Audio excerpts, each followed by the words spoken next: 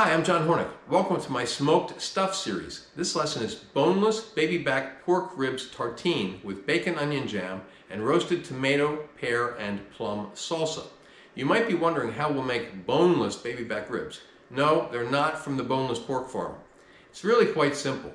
After the ribs with the bones are cooked until they fall apart tender, the bones can be easily removed without disturbing the pork.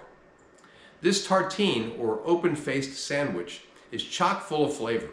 A brioche bun, bacon onion jam, apple slices, arugula, succulent pork that's been rubbed with my anything rub and slathered with my killer cherry sauce, and roasted tomato, pear, and plum salsa.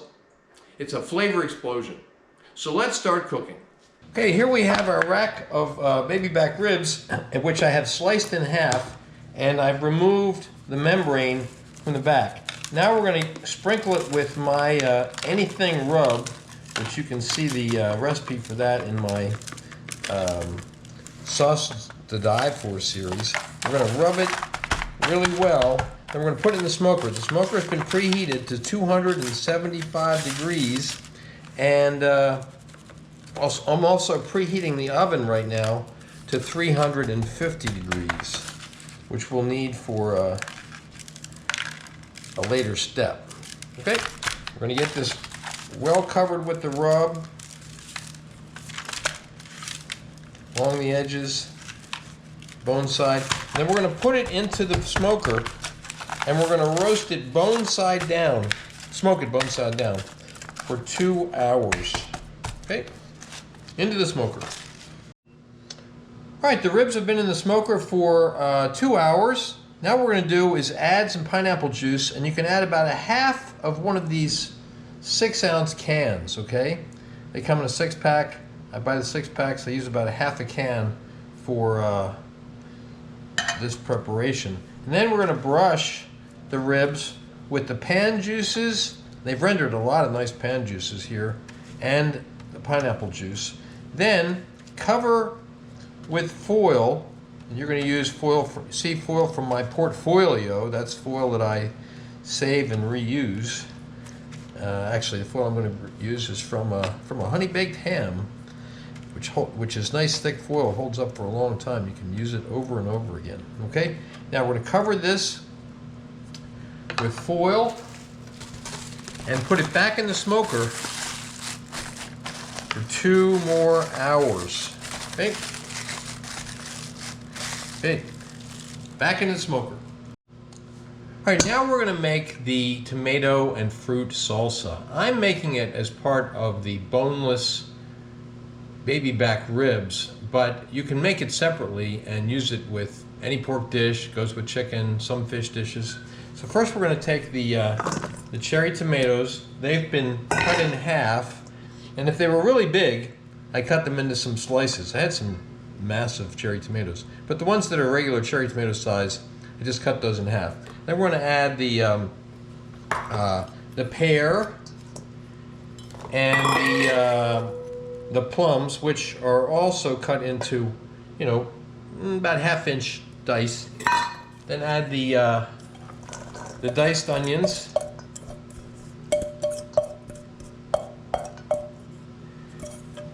and the sliced garlic. Then we're going to toss all of that in some olive oil. How much olive oil? Enough. Enough olive oil to get a nice coating on everything, all right? So we're probably using about 3 tablespoons to 1/4 cup of olive oil. And if I don't think they're coated well enough, I'll add more. And then we're going to add seasoning. If you watch my videos, you know seasoning means always and only salt and pepper. I always use kosher salt, coarse kosher salt, or sea salt. Someone asked me, why do I always use kosher salt? The reason is because I like the consistency of it. It is actually less salty than table salt. Doesn't contain iodine like table salt does. It has a nice consistency, okay? All right, now we're going to toss that so it's well mixed and coated with olive oil. All right, now we're going to toss the whole garlic cloves and a little olive oil and a little kosher salt, some freshly ground black pepper. Okay.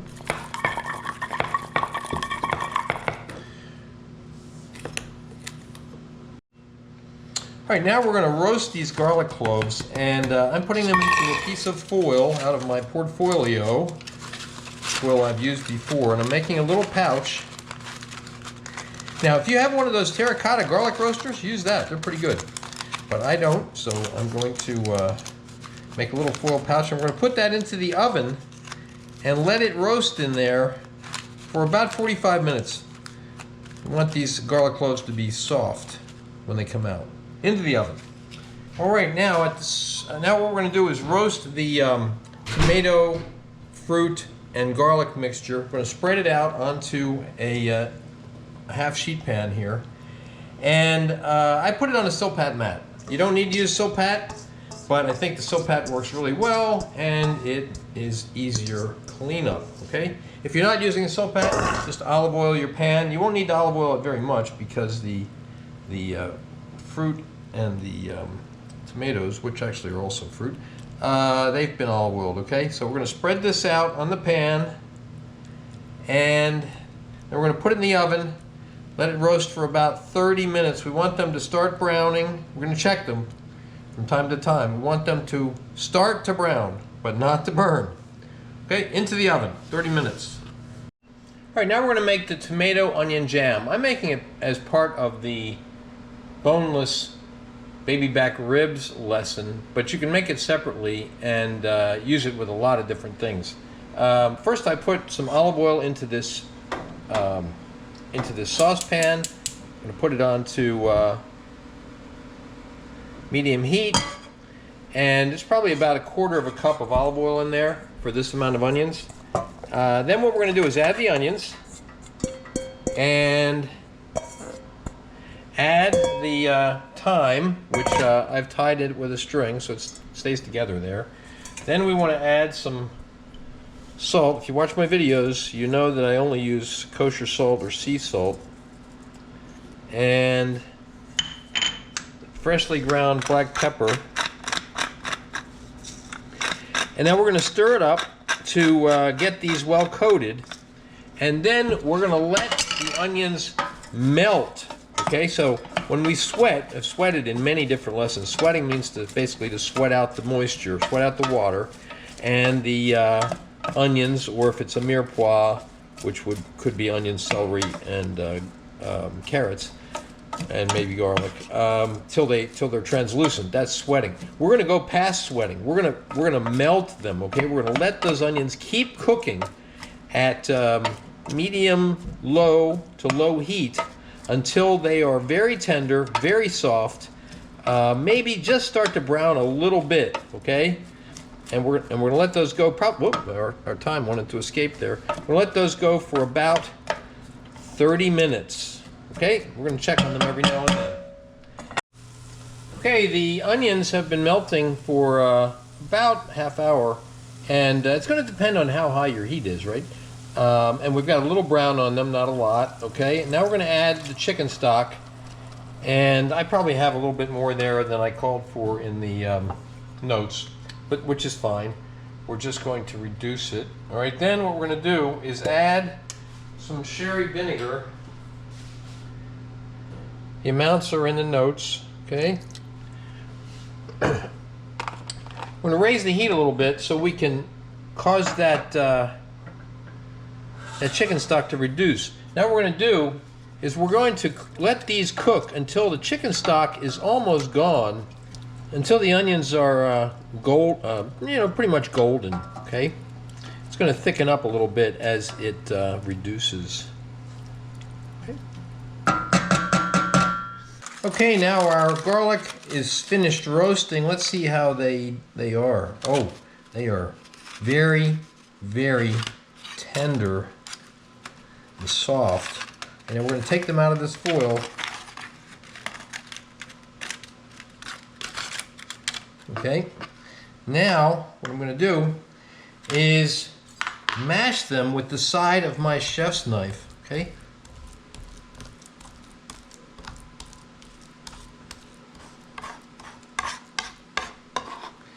And then we're just going to pick it up until we're ready to use it.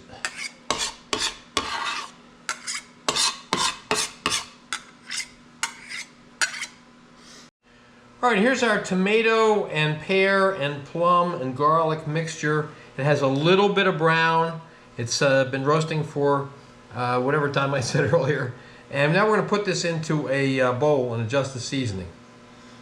Okay, now let's taste this and see if we need to adjust the seasoning.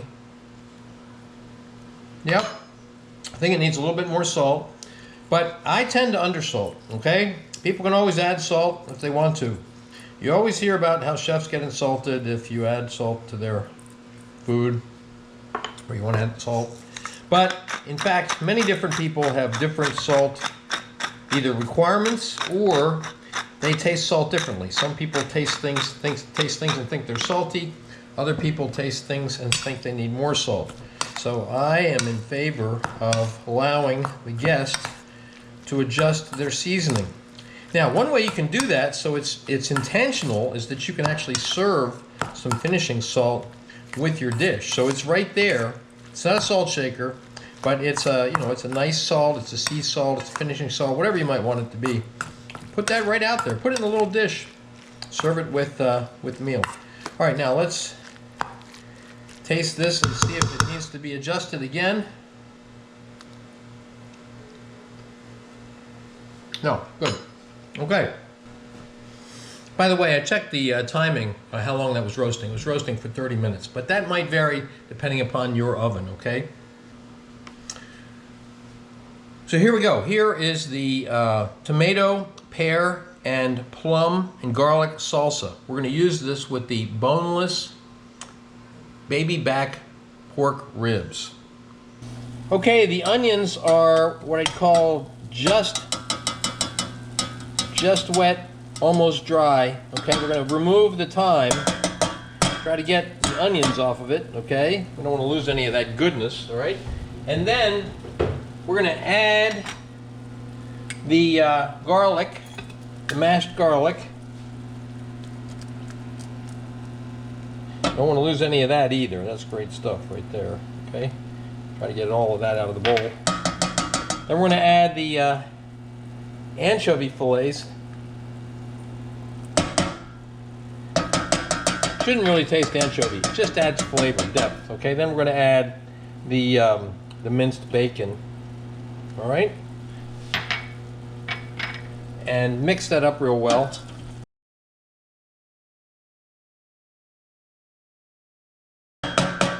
Okay, now let's taste it. See if we need to adjust the seasoning. No, I think it's good the way it is. I tend to undersalt, and anchovies add salt anyway, but I tend to undersalt because different people like different levels of saltiness. Some people like it salty, some people don't like it salty, some people think things taste salty, and other people think they don't. They don't. Okay, now this is the bacon onion jam. We're going to use it with the boneless pork baby back ribs. Okay, it's been 2 hours that the ribs have been smoking. Woo, hot, hot, hot, hot, hot, hot stuff. Take the foil off and let's brush them with the pan juices again. And then we're going to cover them back up with the foil and put them back into the smoker for another hour. Okay, the ribs have been smoking for another hour. Now what we're going to do is brush them with the pan juices and with some sauce. Now I'm going to use my killer cherry sauce. You can find the recipe for that in my Sauces to Die For series, but you can use any barbecue sauce that you like. If I were not using the killer cherry sauce, I would use Sweet Baby Ray's, which is my favorite store-bought barbecue sauce. So we're going to brush on the killer cherry sauce. Then we're going to cover them, put them back in the smoker for another half hour.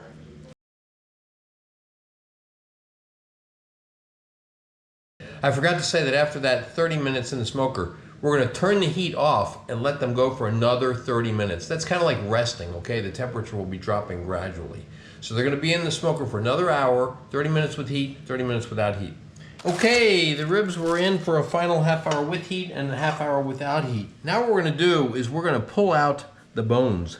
And it's probably best to wait a little while till it cools down a little bit, but I want to serve, so we're going to pull these bones out one at a time. Try to pull them out carefully. Push the meat back a little bit.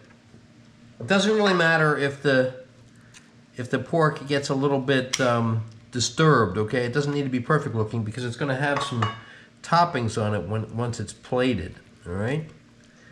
So we're going to pull each one of those bones out.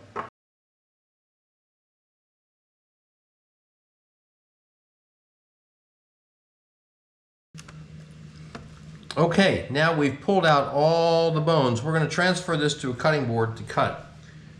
So I may have lost part of that in the video. What I've done here is I've transferred half of the ribs, half of the rack to a cutting board, and I've cut it into pieces that are roughly the size of the bread that we're going to be using for the base, okay?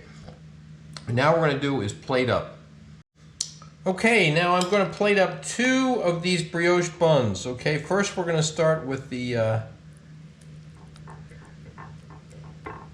bacon onion jam. Then apple slices, thinly sliced, okay? And a little bit of arugula. This is actually an arugula and spinach mix, okay? You can use all arugula if you want. This is what I had, so this is what I'm using. Now the ribs.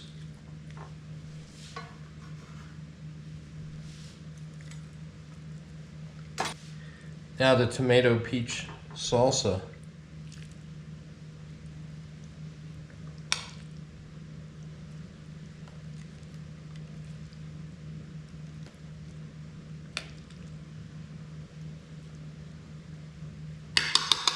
And the chives. So there we have it. This is boneless pork baby back ribs with bacon onion jam, tomato, pear, and plum and garlic salsa, arugula, apple slices, and chives. You can see photos of the final dish at my Instagram, which is at Chef's Apprentice, Cook Like a Pro. Please remember to subscribe to my channel, and thanks for watching.